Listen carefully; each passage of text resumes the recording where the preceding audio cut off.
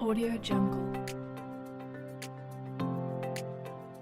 Policy Dialogue project looks at capacity building of partners within East African region, especially in 3 countries of Uganda, Kenya, and Tanzania. The focus of the project aims at strengthening the capacities of these partners to mobilize the communities to influence policies across different levels. Before we joined the Policy Dialogue Capacity Building Program, Jesuit Akimani Center was engaging in policy work. However, we were doing top-bottom. After we joined the Policy Dialogue, of course, workshops, we learned that we do not influence policy from up down. So we began the bottom-up approach, and this has worked very well for us. And now we have become an authority on policy dialogue, especially with the Jesuit institutions. Audio Jungle. First of all, we didn't know how to approach people in different offices. When we identified the issues during situation analysis, we knew the steps we were taking. Because of the knowledge, where should we go? We have got achievements using informal spaces. We are trained how to use informal spaces, use those people. They give you what you want, even when you have not followed the procedures. We've achieved the main things. I think the issue of PD was actually not mainstreamed in our programs. Though I would say that it was there, but it was not mainstreamed. But when we received a training, we started looking at things differently. And that's how we identified areas that we can push with policy dialogue. Before joining policy dialogue trainings or any sort of engagement, we totally did our interventions unconsciously of what we really wanted to achieve. And I'm not saying like we didn't know what we wanted to achieve, but we're not clear on exactly which policy we had wanted to influence. PD helped us in several ways. One, and very important, is to be conscious and to fully be aware that one must know what they want to change. They must know their situation. After knowing a situation you're going to change, you must fully understand the problem. You know, if you understand the problem clearly, consult clearly, you're able to come up with a possible solution. If we want to influence or if we want to change policies, we cannot only engage with the policy makers. We cannot also engage only with the policy implementers. But we need to bring everyone on a round table. This for people for whom the policies are designed or who are going to be affected by a particular policy issue. We have to bring on board people who make these policies. We have to bring on board people who implement the policies. And also other interest groups who may not directly benefit from a particular policy when it's implemented or when it is designed. So all this diversity of stakeholders, we need to listen to them. One challenge in that level of stakeholder engagement is that there are various objectives. People have their interests to push. And oftentimes, if you're not strong enough, you can easily be put down. And with the PD, we realized that we need to use other forums to talk to this RDC, because in a formal engagement, he never understood us. So we used the informal means of trying to engage with him. We met him in a drinking place. We don't drink, but we just accidentally planned this because that is a PD strategy. Before, we had a very fixated way of doing things. We thought this is what the law says, and it has to be done the way the law says.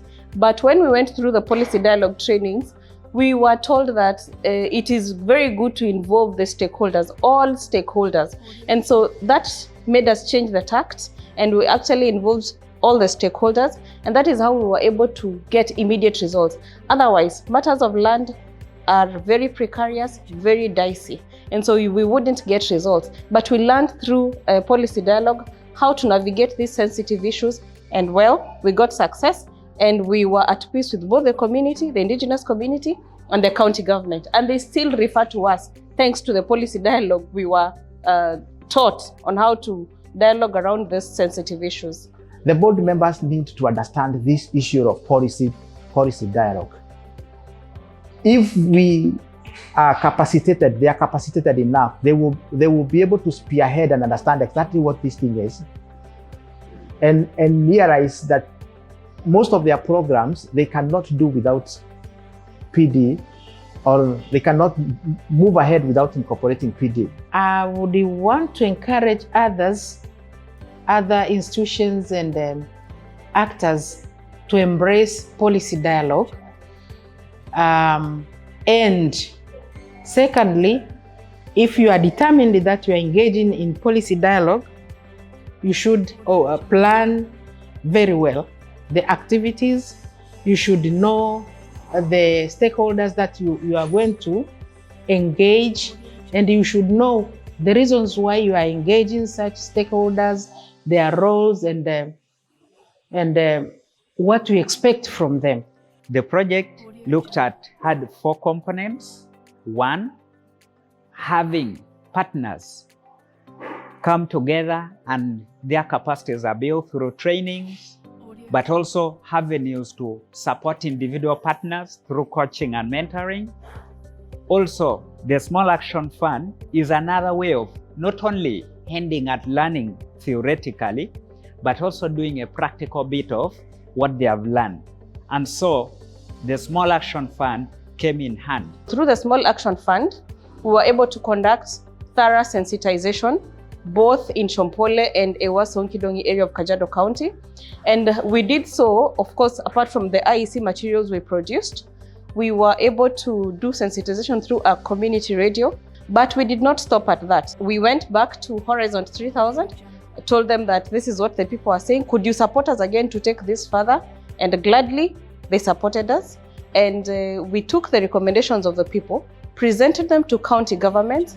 And one such recommendation was the people did not want their issues dealt with by the registrar, the general registrar of lands. They wanted a communal land registrar to be brought on board. We took that recommendation, and within a span of 3 months, a communal land registrar was brought on board, who was able to resolve all the issues around community land. Horizon 3000, you have been very good to us in terms of capacitating us and also providing some funds here and there. We appreciate, and we are looking forward to work with you in a bigger way. So thank you so much. We are very grateful for Horizon 3000 because previously we were implementing activities, but we are not very much well aware or known in the field there. Other organizations have come to know Caritas in Mtiana just because of policy dialogue. Because yes, we took initiative to train those CSOs, two members per organization, how policy dialogue works. When we call meetings, they all come. Who are we? We are small people, but down there big because of this program. So we thank our dear donors, those who empowered us to be under policy dialogue. We have been opened, our minds are open now just because of them.